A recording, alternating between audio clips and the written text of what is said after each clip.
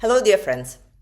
This is Kira Rudik, member of Ukrainian Parliament and leader of the political party Holos. I'm talking to you from Kyiv, Ukraine. Right now, when everybody's eyes are on Venezuela, things are happening internally in Ukraine that may have a significant impact both on peace negotiations and on how the war is going. So today, finally, we are talking about Ukraine's internal politics. If you're interested, please subscribe and like this video. I also appreciate all your comments. I read them and use them for further videos. Thank you. I appreciate it. So, within the last couple of days, President Zelensky has finally made a very long-awaited appointment. He has chosen his chief of staff, his head of presidential office.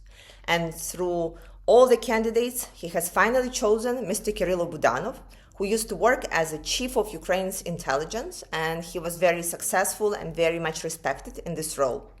So now Mr. Budanov becomes a second person in the country and will be responsible for obviously running presidential office, but also for peace negotiations and strengthening our country in the fight against Russia.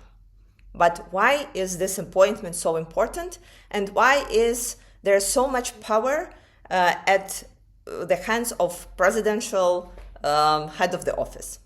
To answer this question, we need to go back to 2019, when we had the last presidential and parliamentary elections. According to Ukrainian constitution, we are parliamentary presidential republic. So all the decisions are made by the parliamentary majority or a coalition. Then it forms the government, and the government makes all the decisions. President's responsibility and powers are really limited to international collaborations and, surprise, surprise, defense. So, in 2019, for the first time in Ukraine's history, President Zelensky and his party were able to form a monomajority, a coalition with themselves, because at the elections, they have received 254 mandates, having 226 mandates enough to form a mono-coalition. And so since 2019, President Zelensky basically didn't have to consult anyone on the decisions that were made in the parliament by his party, in the government that was appointed by his party, and by his surroundings that were advising him. Very often, we have seen that the powers and the decision-making really moved from the parliament and from the government to the presidential office. So by the end of 2025, we have already seen that this structure was not actually working. And it was not only Ukrainian parliamentarians or Ukrainian people who were observing that, but our international partners were really asking a question: is Ukraine still a democracy? So the short answer is yes, we still remain a democracy.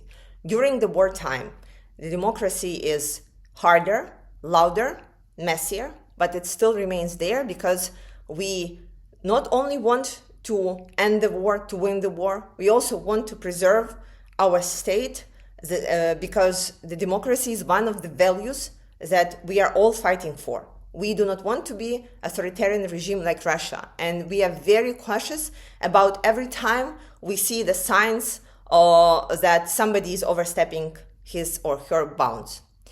So the situation in Ukrainian parliament is the following. In 2019, we have gotten 5 parties. President Zelensky's party, then pro-Russian party, opposition platform, then President Poroshenko, our previous president's party, then Yulia Tymoshenko, our previous prime minister party, and then 5th party is a Holos party that I'm a leader of. We are the first liberal party to ever enter Ukrainian parliament and form a faction. We have 20 people, 20 members of parliament. So comparing to 254 of Sluha Narodu members of parliament, you can imagine that we are in a real small majority. But we know what we are fighting for, and we were able to push on really significant reforms, even being the smallest faction in Ukrainian parliament. And our goal is, of course, Euro integration, is fight for the anti-corruption reforms and building really strong institutions in Ukraine that would last after we are gone. Servant of the People is rather a power-centric party. They cannot exhibit one ideology, well, because there are really many of them, and also because their goal is to help President Zelensky to run the country. An example of the huge difference between Sluha Narodu and Holos party can be this summer attempt of stripping anti-corruption organs of their independence, when 200 members of Sluha Narodu party has voted for it, and Holos party was blocking the tribune against it, trying to stop this really dangerous bill. In 2 weeks, after people went on the street, after all our international partners made really strong statements, this bill was reversed, basically by the same people who voted for it. But it shows you the huge difference, and it shows you that the decisions are not really made in Ukraine's parliament now. Unfortunately, the decisions are being made in president's surrounding by his head of the office. This is why, though it is really hard, almost impossible to change how the things are done right now in Ukraine during the wartime, we really hope that the new chief of staff, new head of the office, will respect the constitution and will not try to accumulate all the powers in one hand, as the previous head of the office, Andrei Yermak, did. There was a huge anti-corruption scandal where president's surroundings were accused of really huge corruption, and we have talked about it in the previous videos.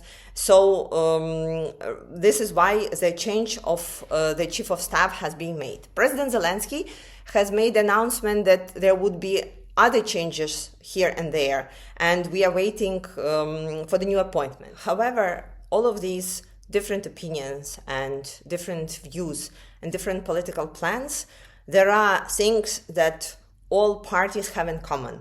Is we want our country to remain independent. We really want our people to remain free. We do not want any authoritarian regime to be running our country. We want to win in the war against Russia, and we want to have peace in Ukraine.